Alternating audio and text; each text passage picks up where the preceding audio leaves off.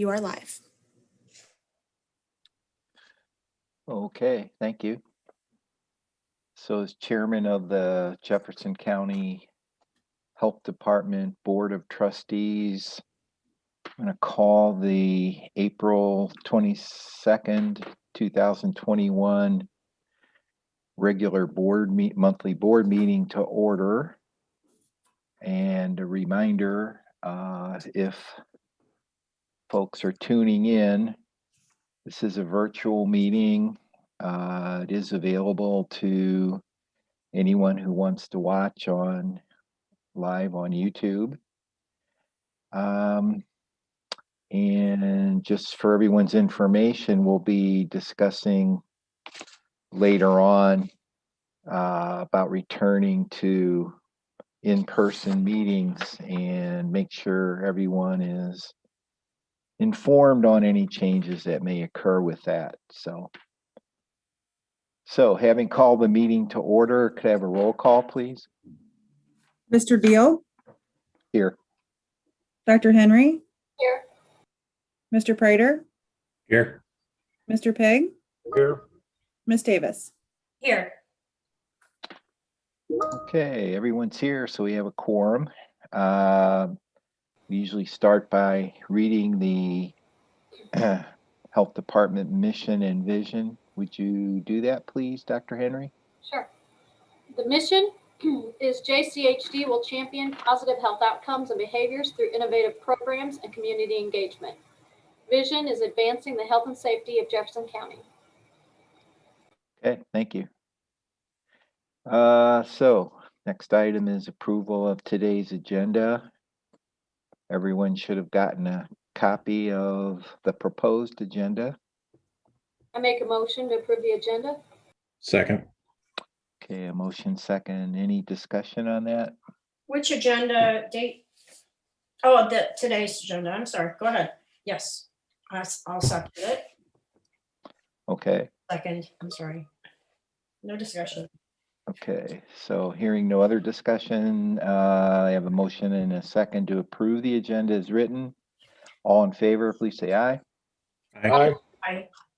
Anyone opposed? Okay, the agenda as written is approved. Next item is approval of minutes and expenditures. So we have 2 meeting minutes to approve. One is for a special meeting of the board that was held on March 15th. That meeting was about leasing immunization site. Dr. Henry did not attend that meeting, but can I have a motion and second to approve those from folks who were there? Motion to approve. Second. Okay, motion second to approve those. Any discussion? Okay, all in favor, please say aye. Aye. Anyone opposed to that? Abstain. Okay.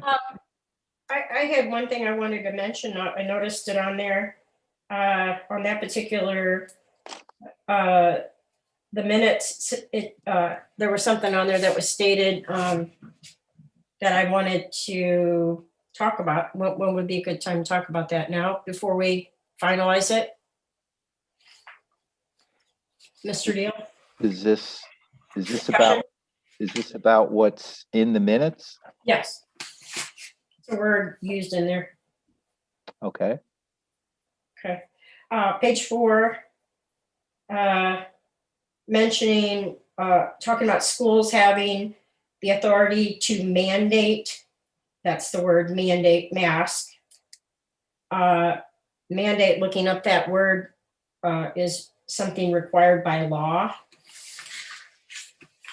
So maybe a different word could be used other than mandate, like request or recommend instead of mandate, because there's no law mandating mask use in schools. To be more clear. Okay, well, we're talking about the whatever requirements each school board has in place. So Requirement's a good word. Not mandate, though. That's all I'm saying. Mr. Deal, yes, sir. I understand what Ms. Davis is looking to do, but I believe that the minutes are a record reflecting what was stated and what was stated by each person. I don't think you can change what was stated. I would obviously ask our attorney if that would be the case, but I think that's the way it's supposed to be. That is correct.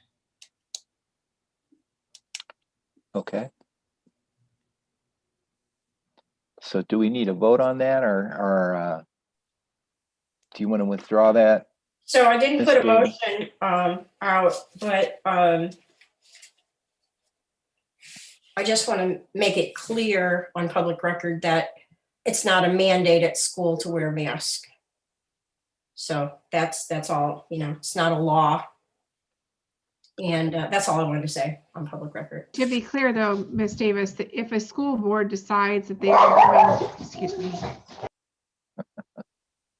If a school board decides that they are going to require students to wear masks in order to participate on the school premises, they do have the legal ability to do that. Require. They There can are- mandate it. Yes, there's always exemptions, and you know that as an attorney, there's exemptions. But it does carry the force of law because you can determine the parameters for someone to participate on your property and not be trespassing on your property. That's a public accommodation, so that wouldn't be trespassing when they're going to school there. But anyway, we won't discuss that. It could be deep, very deep. Okay, so we have a motion and second to approve those minutes. All in favor, please say aye. All right. Aye. I'm sorry again. Okay. Anyone opposed? All right, those are approved. Okay, thank you. So we have approval of expenditures at this point. First is approval of the March 2021 expenditures. The amount I have is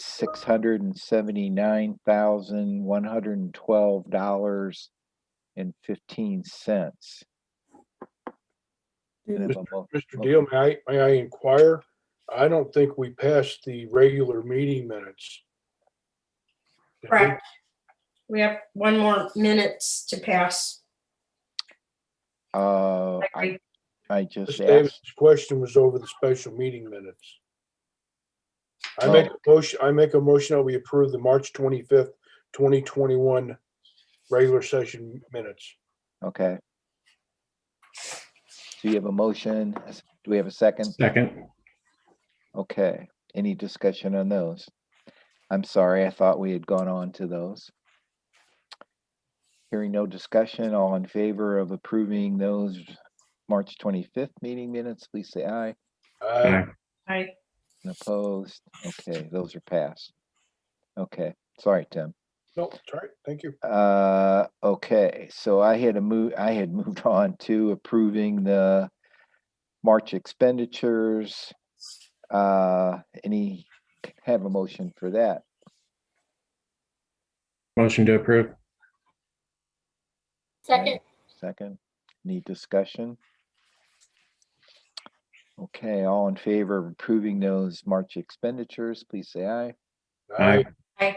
Anyone opposed? Okay, those are approved. Next is approval of the March 2021 electronic payments. The amount I have for those is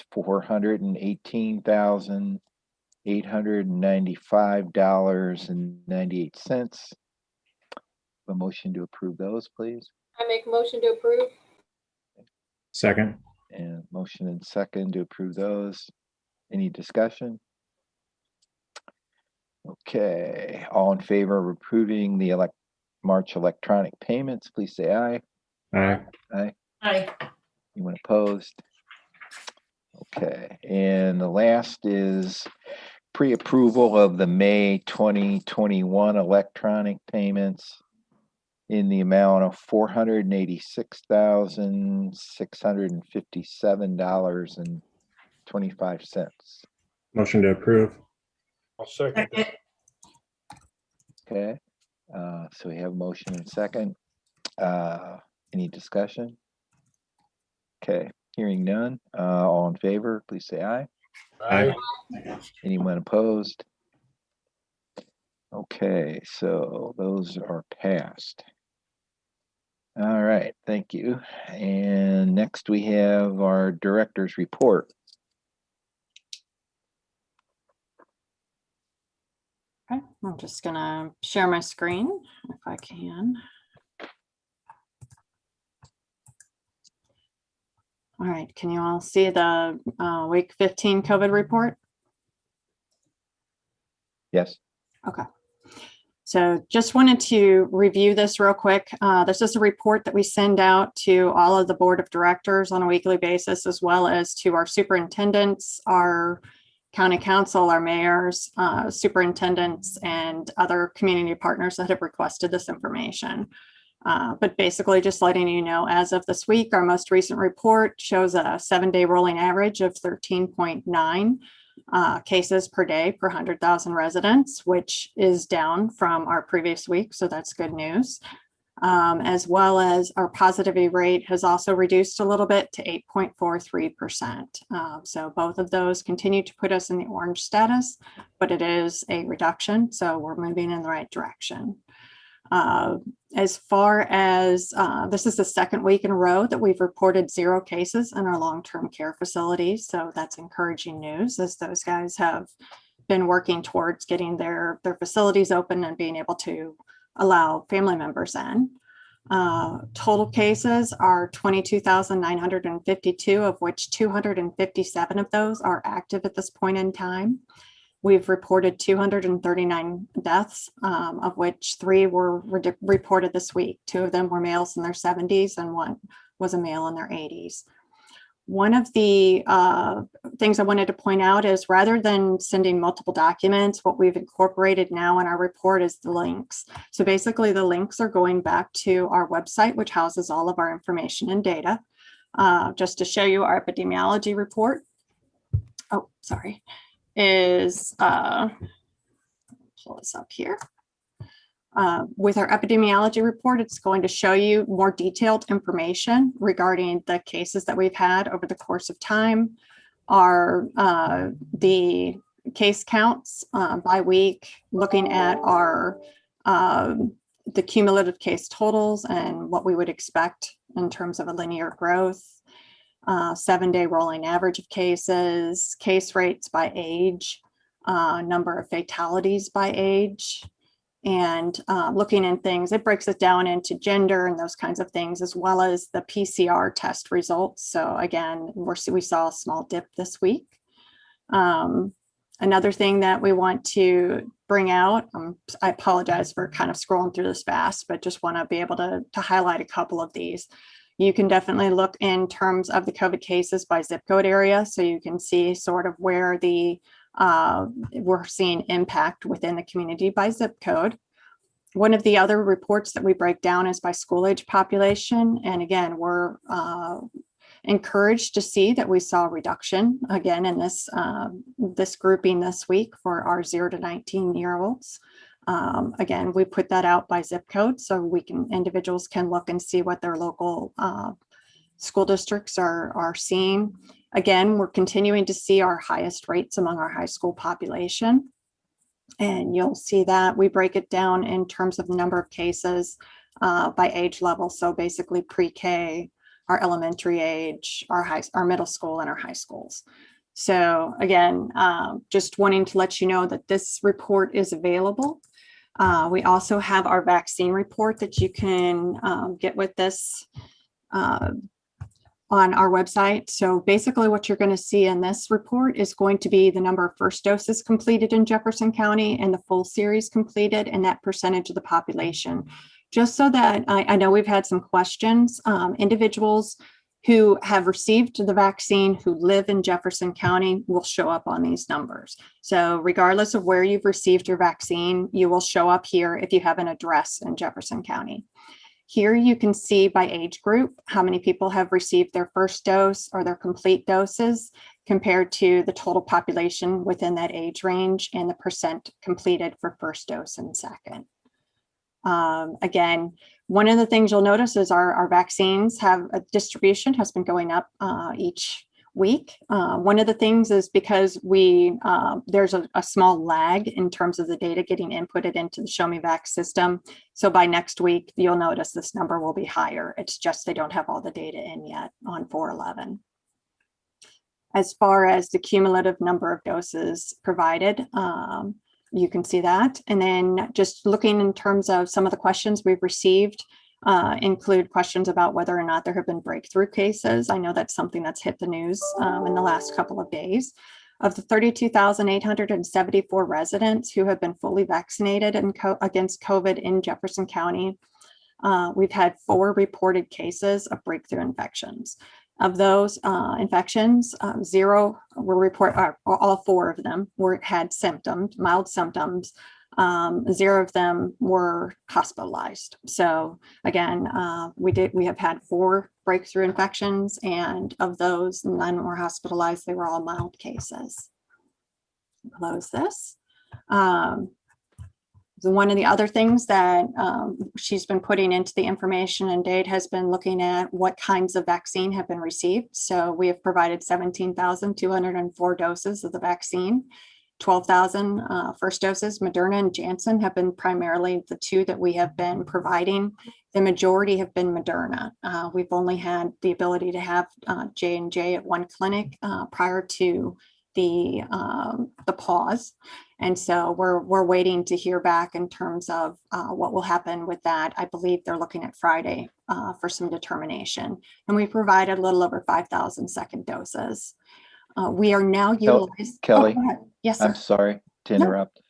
So what was the date that the J&J vaccine was given?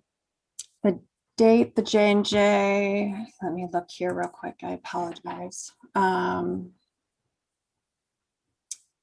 We initially gave J&J, sorry, looking for my Monday dates. 1, 2, 3 over. I believe it was the 12th of April that we received them. I can double check that though. We haven't 410 doses were provided. We haven't had any reports of any side effects. No. So we should be either out of the woods or close to it based on the dates. That's good news. Right. Okay. Just to give you guys oh, sorry, go ahead. Yeah, if we would have a side effect, would they actually contact you, or they'll just contact VAERS, right? So they would contact both. If they had a side effect, what is recommended is that they reach out to the, oh, I'm sorry, Brianne's correcting me. It was March 8th was our first, was the J&J clinic. As far as if there is somebody has a reaction, we encourage them to reach back out to us. So that way we are aware of the situation and can work with the individual. But as well, we would encourage them to reach out to the VAERS system and go ahead and report it through the VAERS system. Okay. As far as our vaccine clinic registrations, we have now moved over to the Missouri vaccine. May I have a follow-up question on that, please? Yes, sir. Of all the vaccinations that we've given, have we had many reports of any reactions from any of the vaccinations we've been giving? I believe if we've had any reactions, they've been mild and have been typical reactions that individuals would have with a vaccine dose. It could be anything from just a soreness at the site, like some swelling at the site, but nothing that wasn't able to be handled on site. All right, well, thank you.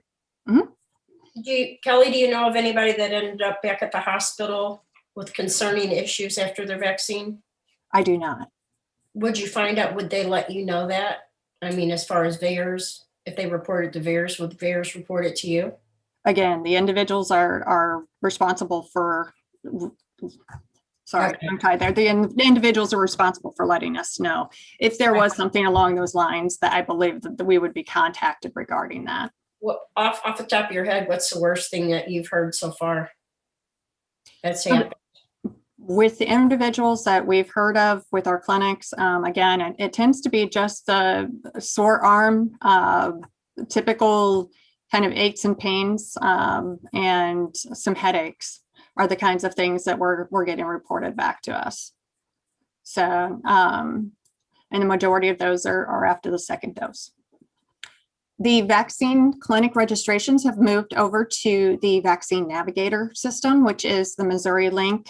So what we've done is actually we've worked our way through our entire registration protocol and have moved to open it up to all individuals throughout the state.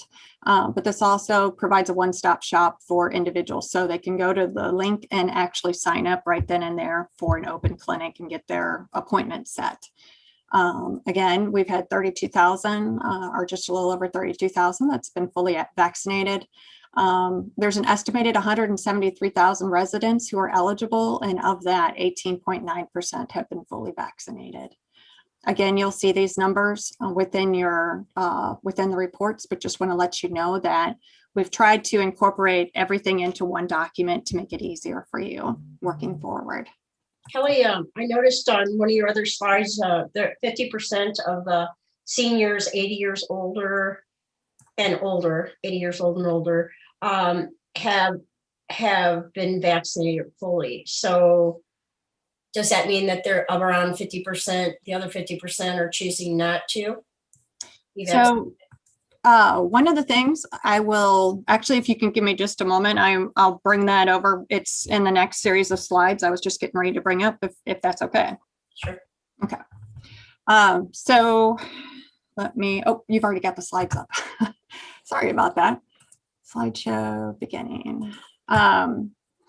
So basically, as we're looking at the slideshows for Jefferson County, this is just some data that I brought back to you on a weekly basis. We will get some information on where we stand with our hospitalizations as well as our vaccinations. So as you can tell from this, we're looking a little better. Last week, we were all red and orange. So we are starting to see some areas that are getting better in terms of the hospitalization rates. Again, the ICU admissions, unfortunately, they continue to be along that Highway 21, southern part of Jefferson County up towards High Ridge area. And then as far as inpatient deaths by zip code, again, this has gotten much better, but unfortunately, we still have had a death occur within the county.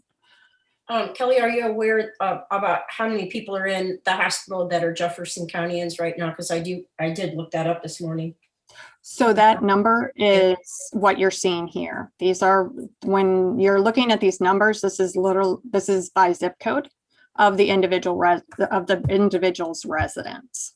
So when we're looking at these numbers, you're looking at, they can't get these down to individual numbers by zip code because that would be too close to HIPAA disclosure. And Yes, so what I'm saying is like today, there are per 100,000 population, we have about 4 to 5 people in the hospital that's from Jefferson County. So, I mean, this is vague looking at the map, but more realistically, something we can understand is that's how many we're looking at.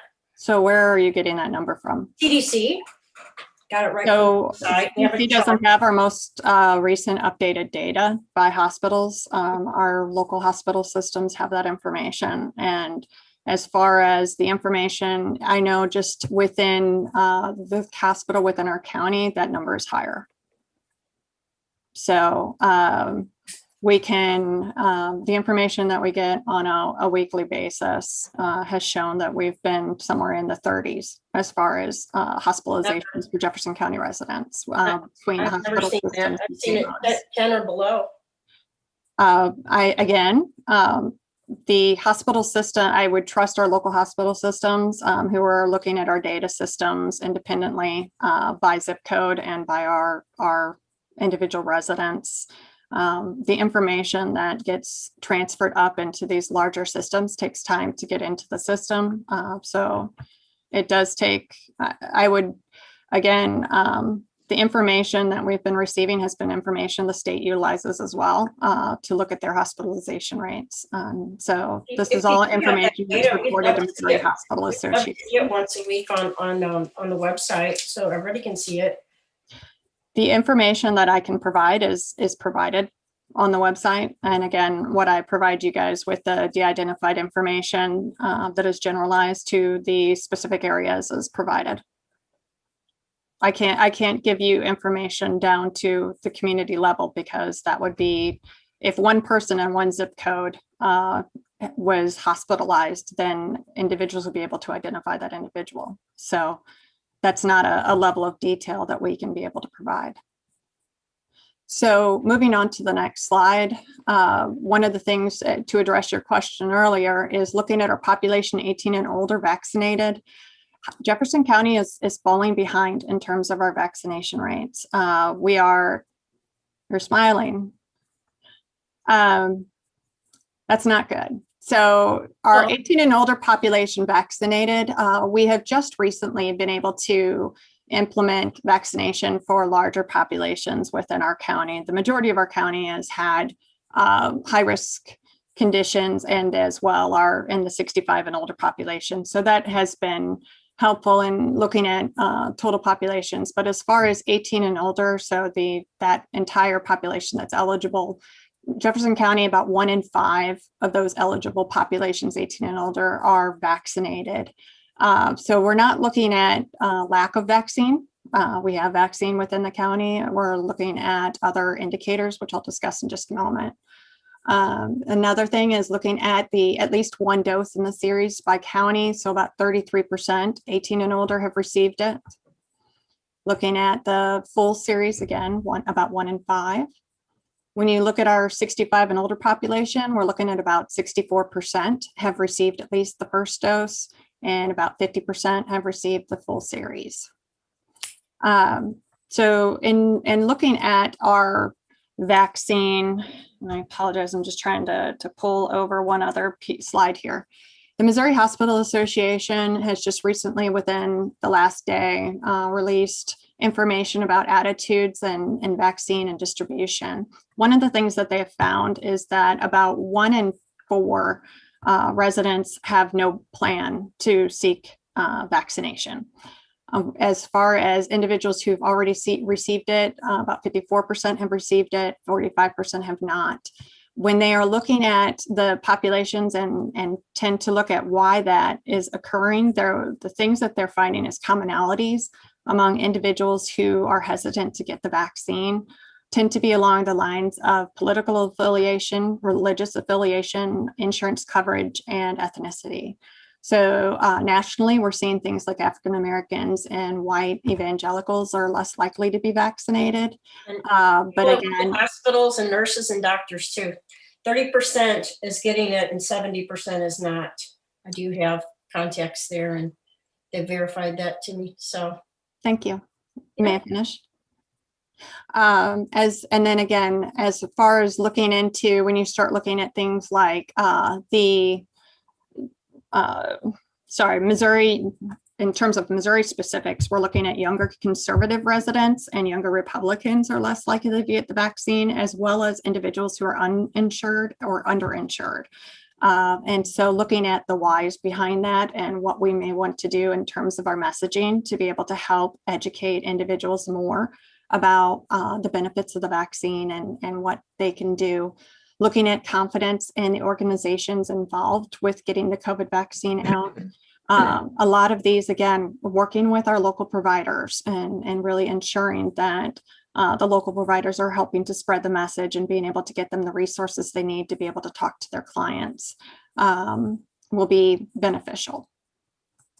As far as moving forward, the only other information I wanted to be able to provide to you was, I know that there had been some questions. Sorry, pulling up my notes. The reason you went through all that just a moment ago was, there are people that are just strictly not going to get that vaccine, no matter how much information you put out there. They've chosen not to. So one of the things that you'll find out is that, go ahead, I'm so sorry. Yeah, it's a personal choice and you're not going to change people's mind. Correct. Well, there's about, as we said, there's about 1 in 4 who have reported that they do not plan to get the vaccine. One of the things that you'll notice as part of public health practice is that regarding any public health behavior or behavioral change, there are a number of individuals who are ready to make a change. There are individuals who are at the point of trying to make a decision. They need more information, and then there'll be individuals who have no desire to make a change. So what we're seeing is that about 25% of individuals have no desire to make a change as far as getting the vaccine. What that leaves is 75% of the population who either needs more information or it needs some different mode or delivery in terms of how we are going about doing vaccinations within the community. So looking at that, that's an encouraging number because of the simple fact that in order to get herd immunity and what we're looking for, we're really trying to reach about 65 to 75% of the population. Again, as far as just looking at our Festus vaccine clinic, just wanted to, that would be the final update. We've provided just over 4,786 shots at that clinic. Of that, so that's roughly 30% of all of the doses that we provided, and we've done that in less than 3 weeks. So it is it's doing exactly what it is. I missed it. How many doses in 3 weeks? 4,786. So we have been, may I finish? I apologize, but I'd like to, it's easier to just get the information out. So with that, over 30% of our doses have been completed in 3 weeks, which was the intention of the site. We wanted to reach a mass amount of high-risk individuals in a short period of time in order to be able to move through our backlog.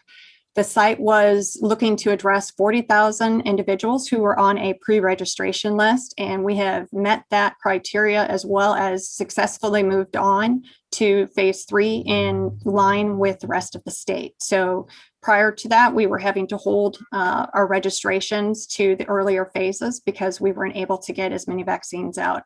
Opening the site has allowed us to maintain our vaccine delivery at a rate that we are in line with the rest of the state. The site is set up to operate 250 vaccines an hour with 1,500 appointments per day. That we have been able to do a couple of clinics that have reached near that capacity, as well as several others with high output. Our registrations have decreased in the past week in parallel with the rest of our region. And the state, as we move from those high vaccine demands to more of a vaccine apathy, or lack of a desire to get the shot. So when we're looking at things right now, the kinds of responses that we're getting are people are wanting more so for you to come to them. We have, in one of the instances, we had Brianne making calls down the list for individuals who expressed interest in the shot. And an individual lived in Peevely, and she informed them that that day we had walk-in services at our Festus location, and the individual didn't want to have to go to Festus because it was too far. And so that's kind of where we're starting to get into, is trying to look at how can we now utilize our mobile clinics as well as our resources with the National Guard to be able to distribute vaccine in more targeted fashion. One of the things that we discussed with our partners this morning, we're looking at homeless populations, homebound populations, and individuals who might have more accessibility issues to be able to get to our larger clinics. The other thing to keep in mind is, though we have seen a reduction in our clinic numbers this week, we will see an uptick starting next week because we are starting again with our second dose clinic. So next week, we are going to be we're going to be providing about 1,840 shots for our second doses, which start on the 29th. Of the second dose clinics, again, we're going to have the capacity to be able to reach nearly 4,800 individuals again throughout the next month because the second dose is delivered 4 weeks later. So what we'll do is we'll go ahead and we'll get through the month of May because we'll be again doing those large scale clinics, and then we'll reevaluate the site again at the end of May, beginning of June. What that means is, for those who are wondering, I know that we've had some questions, the site is a month-to-month lease. So The site had the option to go up to 6 months, but it is not necessary that we have to rent it for 6 months. It was very deliberately put into play so that way we could utilize it for as long as we needed to and then be able to step back. The last report is just to say we have not had to hire any contract workers for the from the approved state contracts that we discussed with you last month. Because we've successfully filled the clinic with our personnel and staff and volunteers from AmeriCorps, from SEMA, from FEMA, and from the National Guard. So we were not anticipating that we would be able to get that level of volunteers that quickly and to get them trained and on the site. But kudos to my staff. They did a fantastic job of getting a lot of volunteers trained and on site very quickly. And so we were able to sidestep having to utilize those resources for that purpose. So that is our report, and I'm happy to go from there. Okay, so we haven't had to hire any of the subcontracted labor that we approved, right?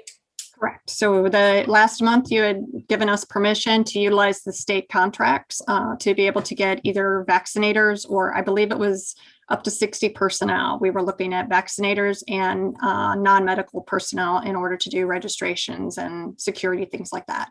So you were set up for a big amount of people to, if they came, you had it covered, and that's great. Right. But you're not seeing that, right? You're not seeing the large numbers of people every day. So you're able to cover it with the volunteers that you have, the National Guards and such, right? So as I mentioned before, again, we accommodate the number of individuals per day, depending on how many people are registered for the clinic. So we downsize on days that we don't have as many, but we actually have filled those 60 spots with individuals from the Guard, SEMA, FEMA, and AmeriCorps, because we have needed all of those individuals to be able to promote the mass clinics.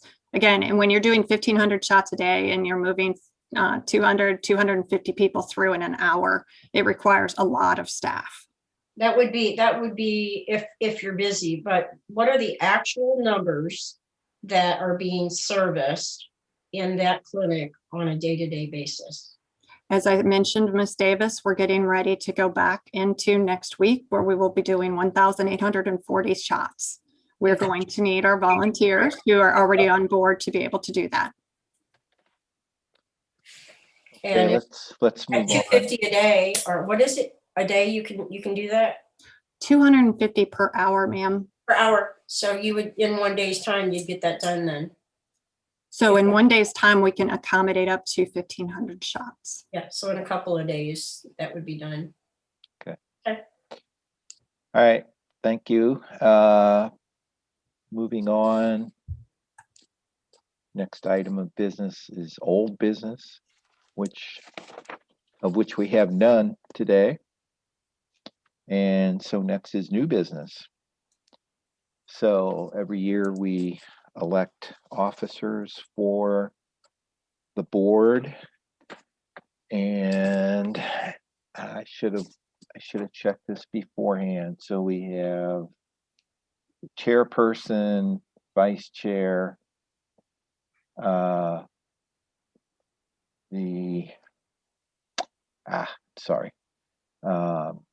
Secretary Treasurer. Secretary Treasurer. So those three is that the three we're looking at?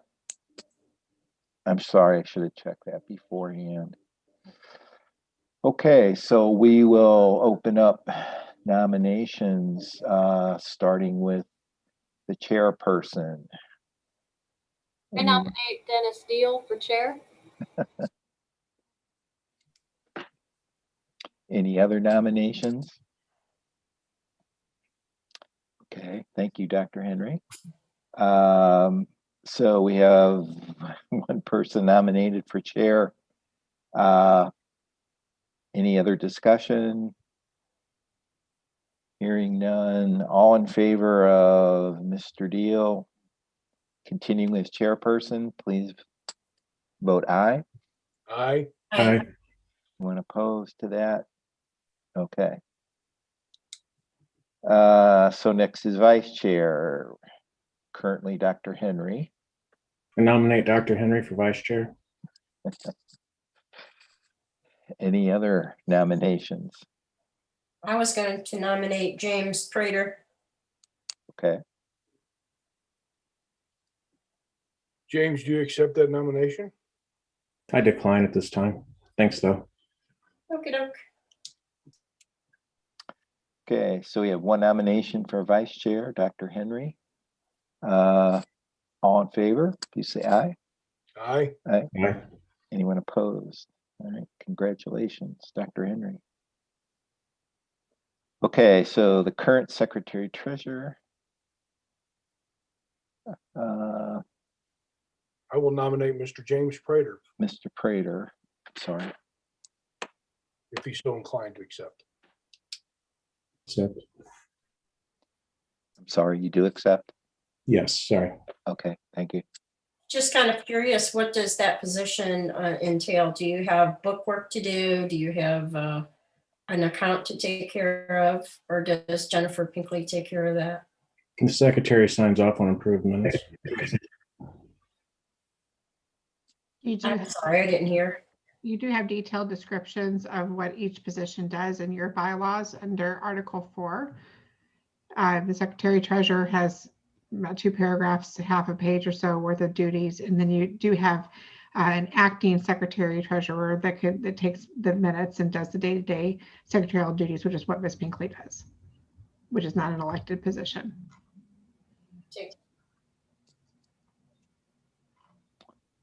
So we really have Jennifer Pinkley basically doing what we need done, and this is kind of an in name only type position.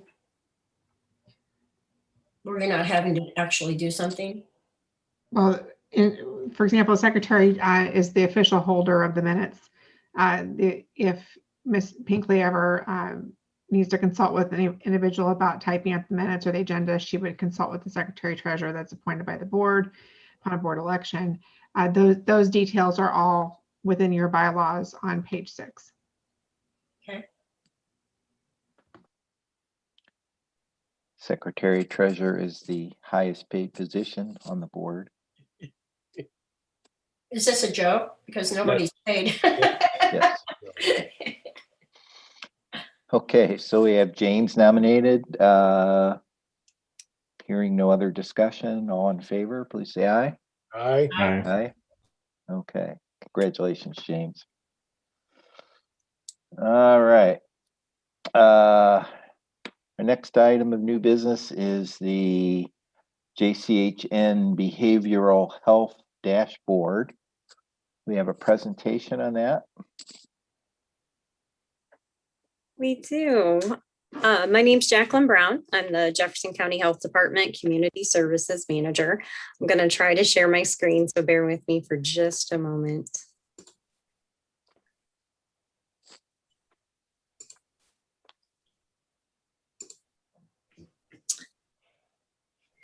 So first, I want to thank everyone for the opportunity to share updates on the Jefferson County Health Network and the Behavioral Health Assessment Tool and Database. Just so you know, this was an endeavor that began back in 2015 and has blossomed into an awesome tool that is going to impact youth and individuals throughout the region. For those that were not with us during the initial phases and development of the network, I wanted to give just a brief history of how JCHN started and where we're at now. So as I said, this began in 2015. The Jefferson Memorial Community Foundation and other health stakeholders published reports indicating ongoing health challenges. And what they found essentially was lack of coordination between agencies, lack of resources and or access to resources, and lack of coordinated dissemination of data. And essentially that comes down to agencies were primarily acting in silos. And JCHN has formed a network offering a platform for these agencies to work collaboratively, and slowly we are beginning to break down those silos. Now, this was made possible through the Missouri Foundation for Health and Jefferson Memorial Foundation. And in 2018, we began working together with about 40 other agencies to gather information and determine where we wanted our focus to be. And during that time, we saw resources and referrals, healthcare literacy, and provider retention as three major focuses that needed addressed in Jefferson County. Resources and referrals quickly rose to the top as one of the biggest gaps in the counties. And that included needing to access existing community referrals resources and databases. We know that there's a lot of systems out there in Jefferson County. What we found was they weren't always up to date. Sometimes they were very lengthy. They were not online and easy for families to access or weren't being utilized. We began designing a comprehensive referral and resource coordinated entry system. We began the development and implementation strategies for database development and school behavioral health assessment tools. And we also connect private and public schools with providers to develop and utilize the database tool and increase access regularly. Unfortunately, in 2018, Jefferson County saw a continued increase in completed suicides, especially amongst the youth population. And this triggered myself and other members of the Jefferson County Health Department to begin an initiative to connect providers and school districts to focus on suicide prevention. And our goal is to create that collaborative infrastructure and support our community's needs by bridging these resources together. And some of the data that I can show you looking at youth suicide rates between 2014 and 2020. You can see in 2014, there were 0, and you can see those numbers gradually increased to 5 in 2018. There was a slight decrease in 2019, and so far preliminary data is showing we had another slight increase in 2020. In 2019, the Jefferson County Health Network and Health Department increased connections to schools and began working closely with several different districts to develop a behavioral health resource tool. Steve Horn, who is an amazing individual and is with the Jefferson R7 school district as their intervention specialist, introduced the concept of a universal behavioral health assessment tool. And this is an amazing concept that includes the use of one assessment by each school district in the county. And if implemented by all districts and private schools and providers, this concept will improve linkage to care for all students and decrease delays in accessing services. Is the assessment provided to all students or? Yes, the goal is there will be a self-assessment that as long as parents approve, the self-assessment or parent-led assessment for younger students will be completed on an annual and regular basis. There will also be a level 2 assessment that when a student is either triggered by an event, is identified at being at risk, or is identified through the self-assessment, they will complete a more in-depth face-to-face assessment with them that could include substance abuse components, suicide risk, and other high-level risk. This will help that counselor then triage if that student is a low, moderate, or high risk and appropriately connect them to those services. And there'll also be timelines in place. Obviously, if they're high suicide risk, there'll be immediate action that needs to be taken and followed. And we were right on the cusp of that process and development in 2020. Through the utilization of the Jefferson Memorial Foundation grant funding, a contracted agency, Architect Now, was brought on board to help design and build the database platform, which again is going to house the assessment tool, act as a data dashboard, and have layers of resources. The pandemic did slow progress in implementation, but it did not stop development. Behind the scenes, multiple Jefferson County Health Department network staff and our IT department worked hand in hand with partners to develop and design the universal assessment tool, the flow and resource database. So bringing it to reality, all of us probably know somebody that seems to be, has mentioned suicide or is severely depressed. Would we reach out to you ourselves with that person's name and then you follow through, or how does that work? So eventually, once the tool is developed, we're starting, and my husband always says, like, how do you eat a steak? A bite at a time. So We had to start somewhere, and we chose to start with the behavioral health component and specifically with youth in schools. So we'll be rolling this out, and as you'll see soon, I'm going to show you kind of a timeline. So our first step is to finish completion of the development. We're going to start beta testing next week, and we will be rolling out into schools by the fall. After, Oh, sorry, real quick, Jackie. Mhm. One resource that we can provide to you, Susie, is the Suicide Prevention Network does have those cards, the resource information cards, where it provides information to assist individuals with connecting with resources quickly. So we definitely can get those to you. But sorry, I didn't mean to interrupt you. No, thank you, Kelly. So yes, that's a good point. On top of developing the tool, we've done things like made resource cards. These are also handed out to first responder agencies throughout the county annually, and police, ambulance, and fire, so they can get them. Is that what we have, that handout? Can you see that? That is slightly different. That one is connected to the Jefferson County Drug Prevention group, where this one is specifically either suicide prevention or behavioral health resources, but we can definitely. I put mine in a plastic sleeve because I just figured it was a good resource. I love it. No, that is a fantastic resource. And again, just looking at the data real quickly, I won't take up too much more of your time, but just wanted to show that we do understand the pandemic has made a major impact on behavioral health. Chestnut Systems gave us some data and showed that they have had over 100% need for services. Like in school-based, they are of 297% growth. Providence average caseload has grown by around 25 and expanded beyond their capacity with our counselor that we have with our agency. So they are now looking at other counselors within their agency to outsource. So we know that services are increasing in need. And I wanted to show you, if it works, some of the data that you can see throughout the state. Because we are seeing, not just in Jefferson County, there is increased need throughout the state. So looking at the monthly Missouri Lifeline calls, which is one of the suicide and behavioral health crisis lines, you can see in 2019 where they were at. Interestingly enough, there was a slight decrease between the months of January and May in 2020, but there was a pretty drastic spike between April and August of 2020.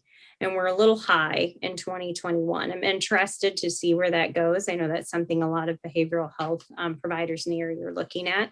And monthly text to crisis lines is up from 2020. And this one's important to look at because typically youth use the text line over the lifeline, the call line. They prefer the text. So that's something we look at a lot when we're working with our youth.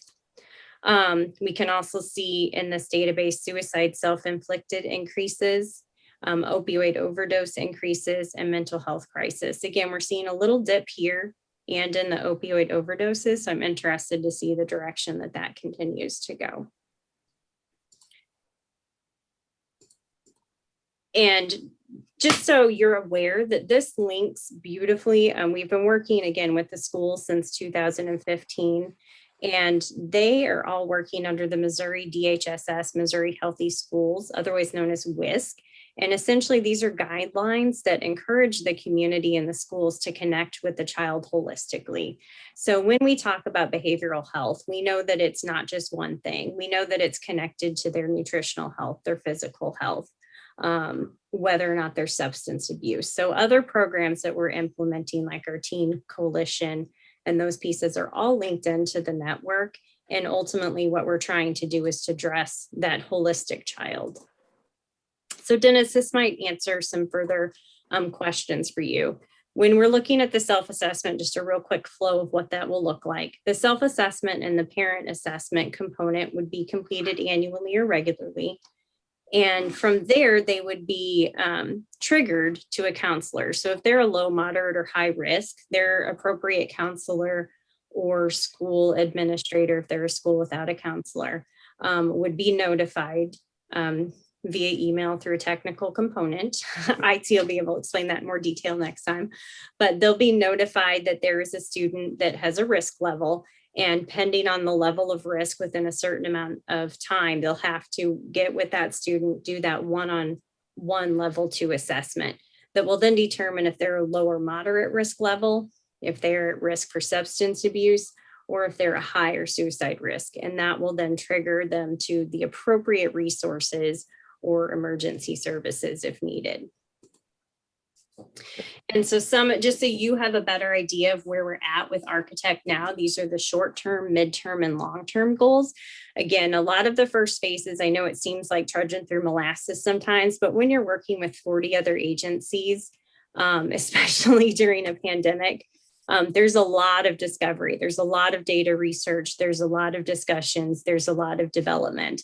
And I can't tell you how many unique hour calls, snow days, those school counselors and providers were just amazing, getting into the weeds and really working out some of the nitty gritty of what that assessment tool needed to look like to make sure that it was vetted, to make sure that it was appropriate, and to make sure it was approved by the state. And we've actually been asked to present to the Missouri Suicide Prevention Network through the state. So I'm really excited about the progress the team has made. Again, we're getting ready to beta test in a week, which is a huge piece, and then it will be released to the school districts by the fall. And so late summer, we're going to be training within the schools and then looking at our long-term goals that is going to incorporate, like you asked, Susie, go beyond just the youth, but looking at how every resident in Jefferson County or possibly regionally would be able to access these tools and resources. And just so you know, some of the main players around the table, like I mentioned, the school districts, we've been working closely with Comtree, Provident, Chestnut Health Systems, and Mercy. And again, another look at some of our timelines that we're working through with Architect now. I don't mean to delay you because I know you have a lot to cover, but do you go to schools and have what, during the like a session in the auditorium and all the kids can come and then provide them with information, or even ask them to fill out private? We have not been in the auditorium this past year due to COVID. But prior to that, we were working closely with all of the schools. We had focus groups with a number of students, and we have surveys getting ready to go out to more students, but we do work closely with those school districts and those school entities. We're hoping to be back in person in the schools very soon, but because of obviously time restraints and obviously COVID safety, we have not been personally in the school in several months. But we have been in touch with them virtually in another means. So this is a really general idea of what some of the assessment tool pieces will look like. It'll be very user-friendly for the counselors, very quick. Drop down, almost like a ladder, have drop down tabs for them to quickly be able to get through the questions. And then when they complete that, it will then show them, pending the students' transportation issues, what type of insurance and costs they have, their preference. It will help narrow down the appropriate counselor for them to make sure that at this time, counselors sometimes are spending hours trying to connect a student to the appropriate resource because they have to make sure, do they have a waiting list that is not 6 weeks long or 6 months long? Do they take the appropriate insurance? So this will really also give that counselor back really necessary time for them to meet with more students during a day. So last piece, I know you've given me a lot of your time. I appreciate it. So again, just so you're aware of the next steps, in May, we'll be beta testing the behavioral health tool with the schools. And we have 4 representatives from public schools on that team, a representative from a private school, 4 area providers, and obviously our Jefferson County Health Department team and IT department. Our anticipated rollout will be to be working with every private and public school by August and working on training them. School implementation by fall of 2021. And then in the winter of 2021 and 22, building in those other layers of the adult and the resident tools, as well as the social services, the other medical and oral health. We know when someone is in need of resources, it's not typically just one thing. It is an array of items that they need and resources they need connected with. And we really firmly believe that this particular tool and database is going to help bridge that gap. So that's all that I have, unless there's additional questions that I can help answer. I just want to commend you, Jackie. You have done a fantastic job of shepherding this and keeping it moving throughout a very tough time as far as trying to go through the pandemic. But thank you. This was definitely near and dear to a lot of our hearts. So I appreciate the work that you and your community partners have been doing. Thank you. It's a labor of love, but we couldn't have done it without our partners. So thank you. Okay. What is the beta test? Just curious. Is it a test somebody takes or? No, I'm sorry. So the beta test is when those representatives from the agencies, when we will get together and work with our developers and actually start working within the system. So go through scenarios that we know are close to real life scenarios. And that way we can really get into the weeds and say, this is working, this isn't working, let's change this, let's add this component. So that way, by the time we roll it out, we are really confident that it is the best tool possible. Great. Okay. Thanks, Jackie. Great report. Thank you. Thanks for having me. Okay, our last item of new business is the review of standing committees and appointment of same pursuant to our bylaws.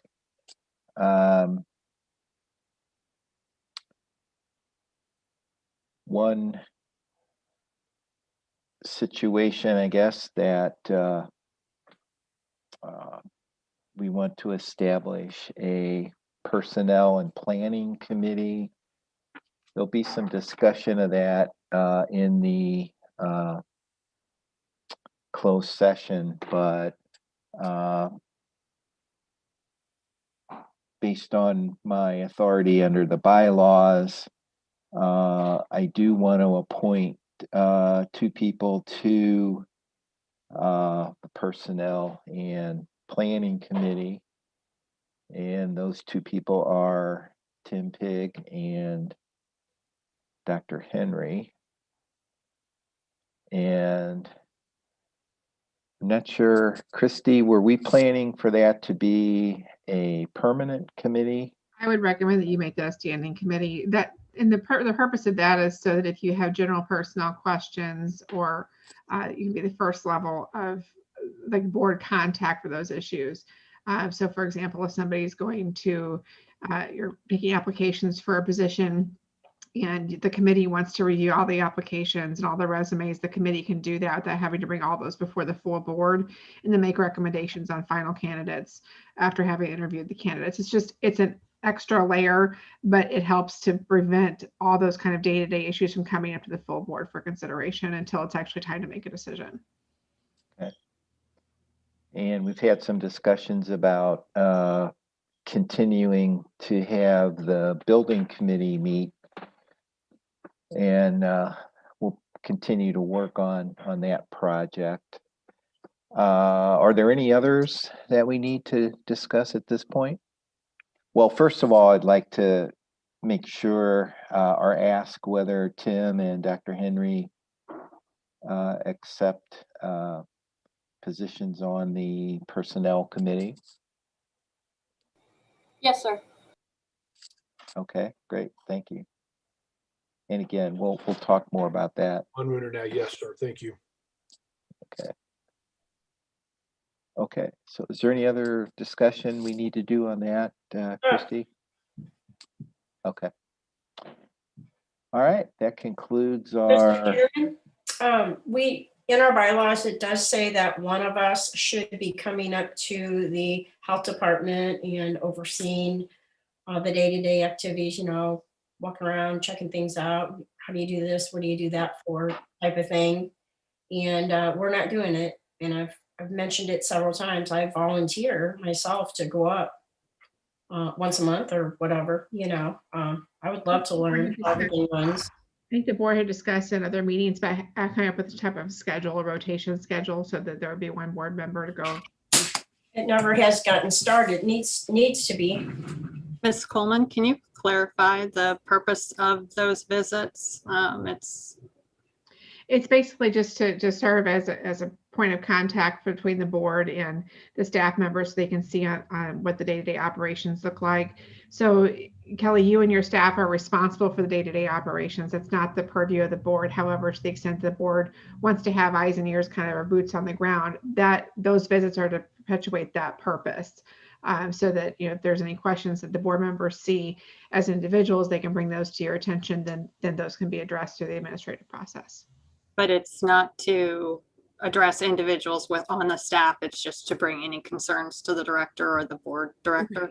Right. It's no different than like if you were a parent with a kiddo in school and you wanted to take a day and go observe your child in class, or just to see how things, what the schedule looked like, what the facilities looked like, whether or not there's anything that was needed to repair. You would do that visit, then you would go to the principal to address the issues that you've observed while you're there. It's a similar type of a concept where the board member on a rotating basis would go in one day a month and look and see, like, how is this looking? How does the clinic look today? Or how do our different buildings, how are they operating? Do we have adequate parking? Do our staff appear to be happy? Do they appear to have concerns? And then to bring those types of things over to you for you to handle them as part of the administrative role. I know especially members of some of the committees come in on a pretty regular basis to do the work of the committees. And so if folks haven't had last week. If folks haven't had an opportunity and want to take one, do we want to do a rotating basis, or again, since people come in fairly regularly, I guess, Ms. Davis, if you want to attend, you just need to. Someone is at the. Sorry. Well, but be careful, because if you're having people come up on committee days, you've already got 2 members of the board there. And as soon as a 3rd member of the board walks into that room, now you have a meeting. Right. So Well, my recommendation would be that maybe you set up a standing schedule. So like, let's say that the Monday before each monthly board meeting, that's board member visit day. And then you put the board members on a rotation for that particular day. Okay. If everyone's, if that's acceptable to everyone, I'll make a schedule, give the dates, and email that to all the board members. And I just want to say again that unless you're there for something specific with a committee or whatever, you just need to contact the director and make an appointment and let her know if there's a particular program or staff member or members that you might want to see. So that way we can make sure that your visit is productive for everybody. Is that acceptable to everyone? Okay, I'll get that email out as quickly as I can. Okay, so that concludes our open session business. Can I have a motion to go into closed session, please? Motion to go into closed session. And a second? I second it. Okay.